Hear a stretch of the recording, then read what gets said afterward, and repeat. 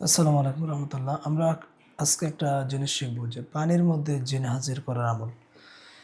এটা আমি কখনোই করি না, করিও নি, করার প্রয়োজনীয় হবে না, আপনাদেরও হবে না। তারপর আমরা জেনে রাখার জন্য এটা করব, বা জেনে রাখার জন্য এটা জেনে রাখবো আর কি। ঠিক আছে?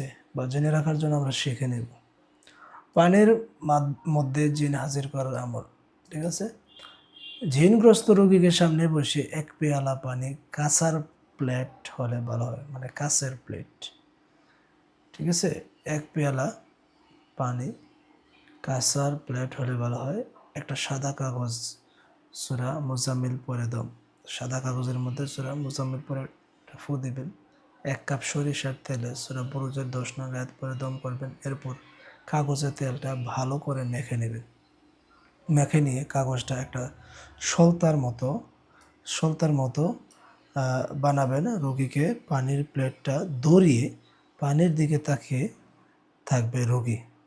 ঠিক আছে? এরপর কাগজের সলতাটা আগুনে ধরিয়ে দিবেন।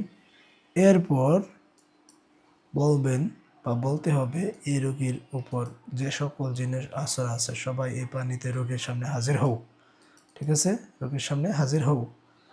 রোগী যদি জিনের বা মক্কেলের কথা শুনতে না পায় তাহলে 3 বার ইয়া সামিআ পরে দম দিবে, অথবা সূরা তোহার 28 নং আয়াত ইয়াফকাহু কওলি পরে দম দিতে হবে।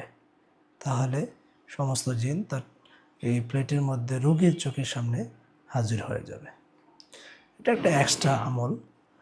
এটা আমি বলবো না কাউকে করার জন্য। তারপরও প্রয়োজন যদি লাগে আপনারা ট্রাই করতে পারেন। ওকে?